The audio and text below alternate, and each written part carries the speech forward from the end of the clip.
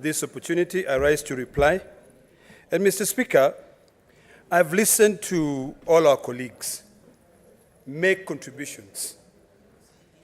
And as I reply, Mr. Speaker, there are a few things that I think are important that must be clarified for particularly the new members who have come here, so that when you make a decision, either way, you know the beauty of debates, Mr. Speaker, is that you either for or against. My job is to persuade you to find it fit to support the motion, but with reason. Debate, when I was in school, I was taught that debate enriches skills. It also challenges you to be able to think outside the box. Mr. Speaker, during the submissions of our colleagues, one of our colleagues have indicated clearly that it is important for the governor to be able to come to this plenary so that she can be able to defend herself and all senators get a chance to cross-examine her. Mr. Speaker, I want to correct that assertion. When we sit as 67 members of the Senate, we'll only sit as a jury. The only thing we can be able to do is to seek clarification. You will rise and say, can you please clarify what you just said? The reason why, Mr. Speaker, I was persuading, and this is why I still want to persuade you, to consider the committee way is because that is the only option you'll have to cross-examine any witness. Sitting here during plenary, Mr. Speaker, will all be juries. In fact, these televisions will be switched off, and then all of us, after the governor and the assembly have made their case, sit down to now consult and talk among each other as juries, 67 of us, Mr. Speaker. Mr. Speaker, it is important that any decision we make as a Senate, we make it when we are fully informed. Mr. Speaker, I want to persuade the new members who have made an argument that they have not been given an opportunity to be able to experience a committee, and they want to be given an opportunity to participate in an impeachment motion. Mr. Speaker, on our side of the divide, we propose new members. And in fact, out of the 11 members, we have proposed in total, for both sides, 4 women. That is above a third. Mr. Speaker, it is important for us to note that we are discussing about precedents. We are discussing, Mr. Speaker, about procedures, whether committee, whether plenary. If you are sitting there thinking that in plenary, you'll get an opportunity to cross-examine a witness, the news is you will not be able to do that. You'll only be a jury. So those are the issues that we must consider, Mr. Speaker, order, senators, as we make our decision. Senator Boni, and Senator Kisang.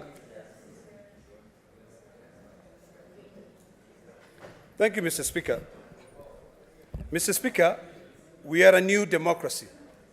In fact, now I'm happy that soon we'll be celebrating 60 years of independence.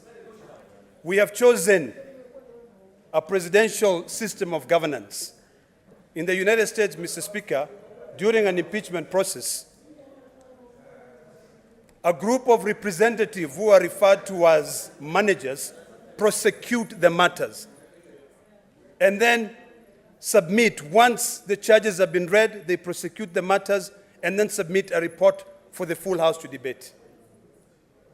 We are quite far, Mr. Speaker, when it comes to the issue of understanding issues to do with the impeachment process. And I know, Mr. Speaker, and I want to persuade my colleagues that I know that we are sitting here, and in most cases, Mr. Speaker, what drives us is our political affiliation, Mr. Speaker. I want to remind us, and as I persuade you, as I close, Mr. Speaker, I want to persuade you that whatever happens today, remember it will go on record. It is something which will be able to help build this Senate. I know as you sit there, you've made up your mind. But for the people of Meru, it is important for the people of Meru to know that today we are not prosecuting, we are not debating the issue Honorable Senators. of either Order, to send the governor away. The only thing we are debating is whether What is your point of order, to give Senator, it to for 11 Meru? members of the Senate to be What is able your to point of order, cross-examine Senator, for witnesses. Meru? Senator Ledama. Honorable Speaker, it is very unfortunate that I did not get an opportunity also to speak on this particular matter which is touching on my county. But Mr. Speaker, you know, Honorable Rendama, Senator Rendama convinced us enough. And I think he is just delivering his points that he gave us. So can you kindly summarize? Can you just summarize and then we make the decision? Yes. Yeah, you just summarize your reply. You don't need to, that is the reason why we could have been given 2 minutes each. Because I was on the queue also. It is not fair at all. Senator for Meru. Indeed, I am aware. Indeed, I'm aware that this matter originates from your home county.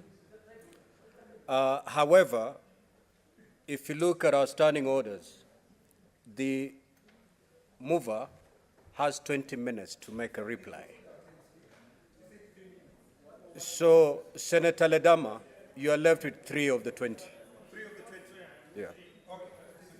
Yeah. Mr. Speaker, I thought I was left with 17 of the 20, but I will respect. Proceed, the 3 minutes now you have Within 2. 3 minutes, Mr. Speaker, I want to conclude as follows. You know, we can make all the noise. And, Mr. Speaker, please. Order. What is the point of order, Talk Senator to Senator Cherargei. Cherargei? Freeze my time. Mr. Speaker, I needed for future engagement. I'm raising understanding order number 98, number 103, number 47, 48, and number 111. Mr. Speaker, I need your interpretation.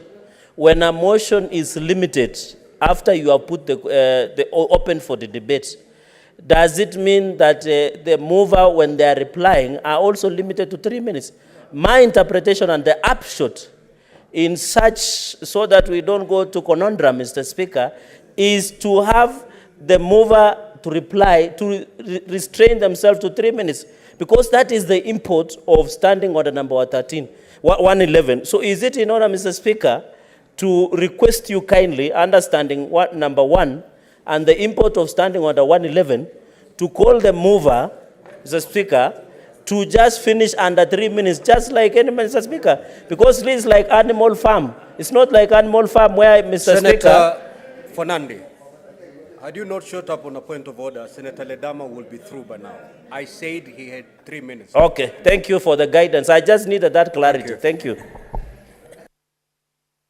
Mr. Speaker, you know, my dear brother from Nandi love to hear the sound of his Senator voice. Ledama, Thank you, Mr. Speaker. just proceed to All right. conclude. Let me conclude in 2 minutes, Mr. Speaker. Mr. Speaker, as I conclude, I want to conclude with the following. Number 1, that it is important for us to know the facts of either committee or plenary. During committee, our distinguished 11 senators will get a chance to retreat, to go and write a well-thought-out report and come back here to be able to persuade us either to send the governor home or to save the governor. During plenary, Mr. Speaker, this will only take 2 days. There is no time to go and retreat. And looking at the calendar, Mr. Speaker, it is quite evident that maybe we'll have only the 7th and the 8th, and that's done. So, Mr. Speaker, as we leave this House today, and as my colleagues from both sides of the aisle make their determination on whether to go plenary or committee, remember that impeachment is a very painful process that I would never wish for anybody. So I plead with you to support. Order, members. My brother from Meru, I have a lot of tremendous respect, Mr. Speaker, for the Deputy Speaker. But the Deputy Speaker, being the Deputy Speaker, sits in that seat, knows the rules of debate. The issue here is this. Let us not make it a shouting matter. I am trying to convince you, if we bring Narok here, I'll be sitting here, you will tell me the same thing. So, Mr. Speaker, I beg to reply, and I request you to support. Thank you. Now, honorable senators,